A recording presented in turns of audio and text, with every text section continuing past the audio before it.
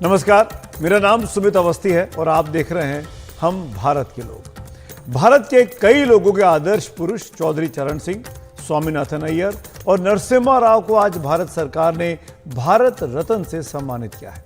इन सभी महानुभावों को मरणोपरांत सर्वोच्च नागरिक सम्मान मिलेगा। सभी को इस बात के लिए बहुत बधाई है। मोदी सरकार के इस फैसले की आज हर कोई तारीफ कर रहा है। यहां तक कि विपक्षी नेताओं ने भी सरकार के इस कदम को स्वागत योग्य करार दिया है। दरअसल बीते 2 हफ्तों में 5 महापुरुषों को भारत रत्न से मोदी सरकार सम्मानित कर चुकी है। इन 3 के अलावा इसके पहले कर्पूरी ठाकुर और लाल कृष्ण आडवाणी को भी हाल ही में भारत रत्न दिया गया। कई आइकन्स को चुनावों के ठीक पहले भारत रत्न से सम्मानित करके सबको सरकार ने चौंकाया है। बीजेपी की विचारधारा के विरोधी रहे लोगों को भी सम्मानित करने में मोदी सरकार नहीं हिचकिचाई है और इसका फायदा सियासी तौर पर बीजेपी को मिल सकता है। बिहार के पूर्व सीएम कर्पूरी ठाकुर को सबसे पहले इस साल का सम्मानित किया गया।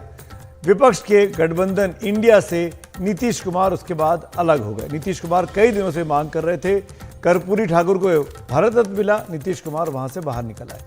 इसी तरीके से देश के पूर्व पीएम, किसान नेता और जाट नेता चौधरी चरण सिंह को आज सम्मानित किया गया भारत रत्न से। तो इंडिया समूह का एक और जो उस ब्लॉक का बड़ी पार्टी थी राष्ट्रीय लोकदल, उसके नेता जयंत चौधरी भी अब खुलकर बोल रहे हैं कि एनडीए के साथ आने पर वो मजबूर हो गए हैं। जयंत के इस कदम पर तो इंडिया गठबंधन के जो साथी हैं वो भी प्रधानमंत्री मोदी की आलोचना नहीं कर पाए। पाने की अब आप भाजपा के साथ हाथ मिलाने के लिए तैयार हो, आप भाजपा के साथ हाथ मिला रहे हैं। देखिए, कोई कसर रहती है। आज मैं किस मुंह से इनकार करूंगा आपके सवाल। जो आपने बात पूछा कि कांग्रेस में पहले निर्णय नहीं लिया गया, मैं तो अंदर से जानता हूं कितनी बार चौधरी अजीत सिंह जी के मन में ये बात उठी, कितने बार उन्होंने प्रयास किए। बहुत मुश्किल से फिर एक बड़ा अच्छा कदम लिया गया था यूपीए 2 के टाइम के लखनऊ उस समय अमौसी एयरपोर्ट था, वहां चौधरी साहब की प्रतिमा, विशाल प्रतिमा लगाई गई और उसका नाम बदला गया चौधरी चरण सिंह जी के नाम से। आज वो एयरपोर्ट है। मैं जानता हूं कितने गदगद हुए थे चौधरी अजीत सिंह जी उस फैसले से। आज अगर चौधरी अजीत सिंह जी जिंदा होते, कितने प्रसन्न होते, ये मैं अच्छी तरह समझ सकता हूं। तो आप ही के माध्यम से हम लोग जानकारी पा रहे हैं। इसे जितने भी किसान नेता और जितने भी दलों ने जो समय समय पे मांग की थी, उन सबको बधाई और धन्यवाद, जिनकी के परिणाम आज दिखाई दे रहा है कि देश के पूर्व में रहे प्रधानमंत्री, किसान नेता, और उन्होंने पूरी जिंदगी अपनी लगा दी थी गरीब किसान को खुशहाली के रास्ते पे लाने के लिए। भारत रत्न को पीवी नरसिम्हा राव मैम, चौधरी चरण जी को Narasimha Rao ji has been given Bharat Ratna for PV Narasimha Rao ma'am. Well, I welcome them. Why not?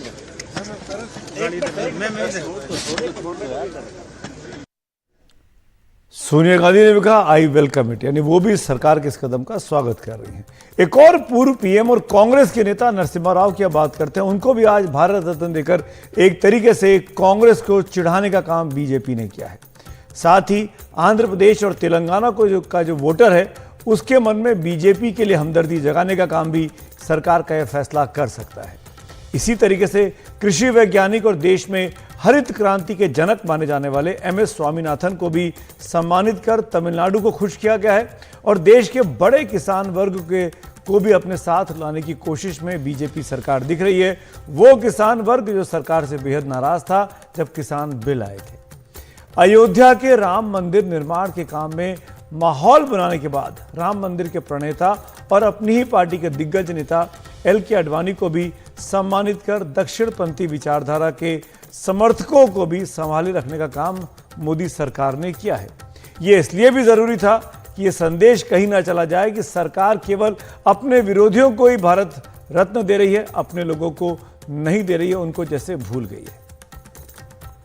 मैंने उसे सकारात्मक दृष्टि से देखते हैं और सच्चाई ये है कि इनको तो पहले ही नवाजा जाना चाहिए था, लेकिन इसका संज्ञान पहली बार यदि किसी गवर्नमेंट ने लिया है तो मोदी जी के नेतृत्व की हमारी गवर्नमेंट ने लिया है। दलगत राजनीति से ऊपर उठकर पीवी नरसिम्हा राव को भी सम्मानित किया। नहीं, बराबर दलगत राजनीति से ऊपर उठकर ही हम लोग इस प्रकार के फैसले करते हैं। मोदी सरकार के इस कदम को चुनावी नजर से देखने वाले जो समीक्षक हैं वो कह रहे हैं कि यह सब कुछ चुनावों में 370 सीटों का टारगेट पाने के लिए किया जा रहा है, पर मोदी सरकार के विरोधी ऐसा मानने से इनकार कर रहे हैं।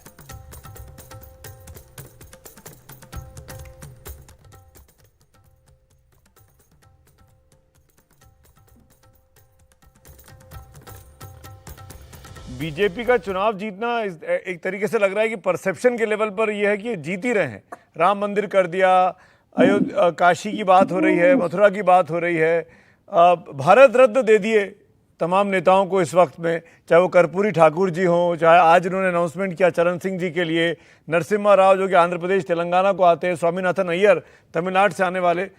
तो लगता है कि 370 की तैयारी कर रही है बीजेपी पूरी। सवाल ऐसा है कि घबराहट नाम की चीज होती है, बौखला के नहीं की नाम की एक चीज होती है, और यह कब होता है कि जब अपने हाथ से सब कुछ छूट रहा है। तो बीजेपी के हाथ से सब कुछ छूट रहा है, इसलिए बचाने की बात चल रही है, इसलिए इसको पकड़ो, उसको पकड़ो, उसको पकड़ो, उसको लिया, उसको लिया, ये चल रहा है। ये तो बौखलाहट है, ये थोड़ी 370 की है। ये तो डरे हुए मानसिकता की बात है, ये माइंड गेम है। इस माइंड गेम को जो है वो कांग्रेस खेल नहीं पा रही है। अगर इस माइंड गेम को अगर कांग्रेस खेल पाएगी तो शायद मेरे ख्याल से ये 100 के ऊपर भी नहीं जाएंगे। तो बीजेपी के विरोधी नहीं मानते कि इस कदम जो भारत रत्न दिया जा रहा है इससे कुछ फायदा मिलेगा। लेकिन इसी मुद्दे पे चर्चा करेंगे। दो खास मेहमान मेरे साथ हैं। भारतीय जनता पार्टी की तरफ से पार्टी की प्रवक्ता अनिला सिंह जी मेरे साथ जुड़ गई हैं, स्वागत है आपका अनिला जी। और कांग्रेस की तरफ से दीपक झा इस वक्त हमारे साथ है मौजूद। दीपक, आपका भी स्वागत है। दीपक, जिस तरह से सरकार ने भारत रत्न दिए हैं बीते 2 हफ्तों में 5 शख्सियतों को, और 5 में से 2 तो ऐसी हैं जो धुर बीजेपी की विरोधी रही, उनको भी दे दिया, चरण सिंह हो, कर्पूरी ठाकुर हो, और एक तो कांग्रेस के रहे नरसिम्हा राव, उनको भी दे दिया। आपको लगता नहीं है इस कदम के बाद आपकी जो अलायंस है इंडिया उसमें टूट पड़ रही है? नीतीश कुमार निकल गए, जयंत चौधरी निकल गए। देखिए, सबसे पहले तो मैं उन लोगों को बधाई दूंगा जिनको ये पुरस्कार दिया है मोदी जी ने, बहुत खुशी की बात है। लेकिन जब आपकी रिपोर्ट ही दिखा रहे थे कि राजनीति से प्रेरित लगता है, तो क्योंकि हर राजनेता जो करता है वो राजनीति से प्रेरित होता है, तो मोदी जी का जो लक्ष्य है ना, वो जैसे रावण आया था राम राम जपते जपते और माँ सीता का हरण कर ले गया था, तो ये दिखाते तो अच्छा है कि हम अच्छा करें, विपक्षियों के साथ भी अच्छा करें, जनता के साथ भी अच्छा करें। वो आएंगे एकदम भगवा पहन के राम राम जपते हुए और बाजू से मां सीता का हरण कर ले जाएंगे। तो भाजपा उस रावण रूपी पार्टी है जिसमें कि राम सामने है, लेकिन इनका मकसद है। अब काउंटर क्वेश्चन, सोनिया जी ने तारीफ की, वो वेलकम कर रहे हैं, आप उनका रावण बोल रहे हैं। नहीं, मैं भी तारीफ सोनिया जी भी रावण बोल सकती थी, उन्होंने तो रावण बोला नहीं। नहीं, मैं भी तारीफ कर रहा हूं, लेकिन मकसद क्या है, किसी भी कार्य करने के पीछे मंशा क्या है, उस पर हमको ध्यान देना चाहिए। मोदी का अगर राष्ट्र प्रेम है, मोदी जी का बहुत स्वागत करते हैं, लेकिन मोदी जी का राष्ट्र प्रेम नहीं है। जैसे आपने दिखाया साउथ को साध लिया, नॉर्थ को साध लिया, बिहार को साध लिया, तो जब आप साधने की बात करते हैं, दीपक, ये काम तो कांग्रेस भी करती थी। एमजीआर को दिया आपने 1988 में, 1989 में राजीव गांधी को समझौता करना था एआईएडीएमके को, आपने 88 में एमजीआर को दे दिया। देखिए, बात बिल्कुल स्पष्ट है। जब इस मोदी करे तो गलत है, कांग्रेस करे तो नहीं, मैं तो कह रहा हूं मोदी जी कर रहे हैं, लेकिन मोदी जी के पीछे की मंशा जो भारत रत्न देने से कोई बहुत उपलब्धि नहीं हो जाती। इस देश में पैदा होने वाला हर बच्चा भारत माता का लाल है, भारत का रत्न है। तो आप सब रत्न है इस देश में, कोई ऐसा नहीं है कि उपलब्धि। अनिला जी, जवाब दीजिए। जी, मेरी सबको राम राम। और देखिए, मैं एक चीज कहना चाहूंगी, आज एक एक किसान, भारतवर्ष का एक एक किसान जो है ना, उसकी खुशी का कोई ठिकाना नहीं है। अब यहाँ पर झा साहब बैठकर राक्षसी प्रवृत्ति कर दें या कुछ भी कह दें, ये इनकी मानसिकता है। इस पर हमने देखा है कि चौधरी चरण सिंह जी को इन लोगों ने कभी भी भारत रत्न देने के लायक समझा ही नहीं। पर ये खूबी मैं कहूंगी कि राष्ट्र के जो प्रधानमंत्री हैं नरेंद्र मोदी जी, उनमें है जो अनसंग हीरोज होते हैं, जिन लोगों ने बहुत कुछ किया समाज के लिए, परंतु जो भी कुछ किया उसको किसी भी तरीके की पहचान नहीं दी गई। ये पहचान देने का कार्य करते हैं। चौधरी चरण सिंह जी ना केवल किसानों के मसीहा के रूप में जाने जाते हैं, जाट कौम के सबसे बड़े और अनिला जी, एक सवाल मेरा है आपसे, जिस जाट बेल्ट की आप बात कर रही हैं, यूपी में 14 सीटें हैं, 14 में से बीजेपी के पास ऑलरेडी 12 हैं उस इलाके से। अगर आपके साथ जयंत चौधरी जुड़ भी जाते हैं तो मान लीजिए 14 की 14 हो जाएंगी, यही तो हो सकता है। तो जब सारी सीटें हैं तो फिर क्यों आपको आरएलडी का साथ चाहिए? बात हम चौधरी चरण सिंह जी की करें या आरएलडी की बात करें? चौधरी चरण बात सिंह जी को चुनावों की आप भी होगी आरएलडी ना। से बांध कर रखेंगे क्या? चौधरी चरण सिंह बड़े किसान नेता हैं, इस देश के प्रधानमंत्री रहे अनिला जी हम सब जानते हैं, पर लेकिन 2014 से लेकर 2023 तक उनकी याद नहीं आई, 24 के ठीक पहले याद आ गई। इसीलिए मैं पूछा सवाल कि जयंत चौधरी टूट गए, उन्होंने साफ कहा कि अब मैं किस मुंह से मना करूं। ये तो बड़ी अजीब बात हो जाएगी कि आपको 24 में ही क्यों याद आ रहा है? अरे हम याद करते हैं, हर साल याद करते हैं, किसी न किसी को याद करते हैं। अभी भी 5 जो महान व्यक्तित्व हैं उनको भारत रत्न मिल रहा है, सर्वोच्च सम्मान मिल रहा है भारत का ना। और चौधरी चरण सिंह जी का नाम आते ही किसानों में खुशी की लहर दौड़ गई। ये जरूर है कि जयंत चौधरी जी को वो दादाजी जरूर लगते हैं। चरण सिंह को तो बहुत सम्मान दे रहे हैं, जवाब दे रहे हैं आपकी बात का। चौधरी चरण सिंह जी को आप सम्मान दीजिए, बहुत कोई दिक्कत की बात नहीं है। देश की जनता ने उनको प्रधानमंत्री पहले ही बना के देश का और किसानों का सम्मान कर दिया। नरसिम्हा राव जी को देश ने पहले ही सम्मान दिया कि वो देश के प्रधानमंत्री बने। मुझे नरसिम्हा राव को कांग्रेस ने कहा सम्मान दिया। दूसरी बात, उनके पार्थिव को नहीं रखने दिया 24 अकबर रोड में। दीपक जी सब जानते हैं। दूसरी बात, दीपक जी नरसिम्हा राव के साथ क्या क्या कांग्रेस पार्टी? आज मैंने कहा क्यों नरसिम्हा राव के परिवार के लोग आज कांग्रेस के साथ नहीं है? क्यों उनके पोते जो हैं वो भारतीय जनता पार्टी की में है आंध्र प्रदेश? देश की बात हो रही है, देश ने सम्मान दिया, देश ने चौधरी कांग्रेस देश का हिस्सा नहीं है क्या? कांग्रेस देश की पार्टी है, क्यों नहीं सम्मान देश किया? की पार्टी है, सुमित, क्यों नहीं देश ने सम्मान दिया। दूसरी बात, जिस चौधरी चरण सिंह की हिमायत कर रहे हैं इतनी ज्यादा, पूरे देश ने देखा था उनके पुत्र श्री अजीत सिंह के साथ इस सरकार ने क्या बर्ताव किया था, पूरे देश को याद है। और उस हादसे के बाद मुझे नहीं लगता कि चौधरी अजीत सिंह जी मेन स्ट्रीम में राजनीति में आ पाए और उसके बाद उनका देहांत हो गया। तो जयंत चौधरी किस मुंह से भाजपा के साथ जाएंगे, ये मुझे देख के थोड़ी सी हैरानी होती है। वो तो चले गए, ऐलान कर दिया। जवाब सुनिए, मेरी बात पूरी हो जाने दीजिए। किस मुंह से कांग्रेस वाले बोलते हैं? पीवी नरसिम्हा राव का किस प्रकार से अपमान किया? वो महान व्यक्ति जिसने हमारी अर्थव्यवस्था देश का प्रधानमंत्री बनाया, उससे ज्यादा सम्मान कुछ नहीं हो सकता। मैडम, आप लोगों ने अटल बिहारी वाजपेयी का किस तरीके से अपमान किया, आप लोगों ने किस तरीके से लाल कृष्ण आडवाणी जी का अपमान किया, आप लोगों ने अपने वरिष्ठ नेताओं का किस तरीके से अपमान किया। तो कृपया करके आप यहाँ पे कांग्रेस की पार्टी के नेताओं से बात मत करिए कि कांग्रेस ने किसका सम्मान किया, किसका अपमान किया। कांग्रेस ने इनको प्रधानमंत्री बनाया है, और क्या चाहिए? दीपक सुनिए, उनके जवाब दीजिए। इंदिरा गांधी जी ने टॉपल डाउन किया था चौधरी चरण सिंह जी को। जाके जरा इतिहास पढ़ो और चौधरी चरण सिंह जी के विषय में, नरसिम्हा राव जी के विषय में, कर्पूरी ठाकुर जी के विषय में, एल.के. आडवाणी जी के विषय में, स्वामीनाथन जी के विषय में कुछ अच्छा नहीं दिखता। आप लोग कहते हैं ना, बुरा जो देखन मैं चला, मुझसे बुरा ना कोई। आप जैसे लोगों से बुरे के अलावा कुछ दिखाई नहीं देता।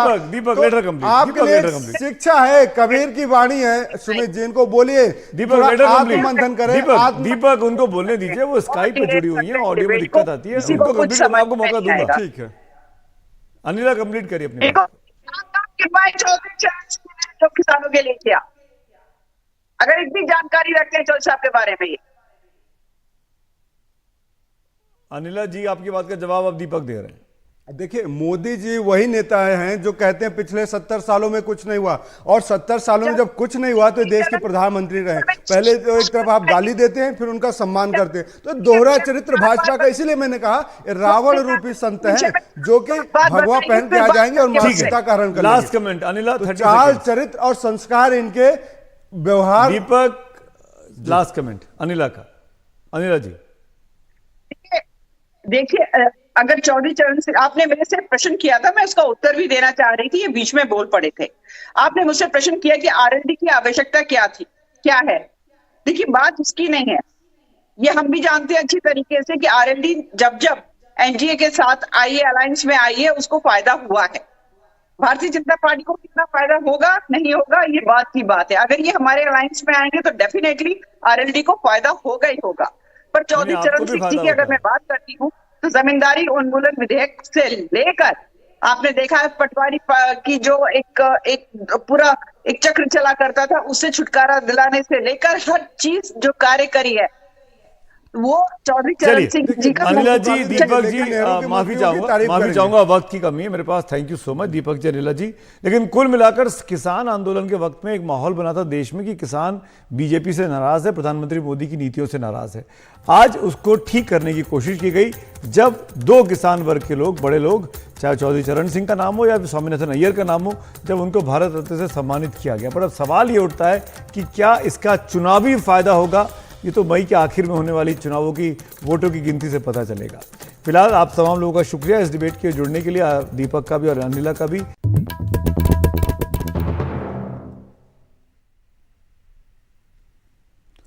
और अब बारी है आज का वीडियो आपको दिखाने का। जी हाँ, वीडियो ऑफ द डे। आज का वीडियो बहुत दिलचस्प है। कैसे कैसे हिंदुस्तान में लोग नायाब तरीके निकालते हैं, इजाद करते हैं।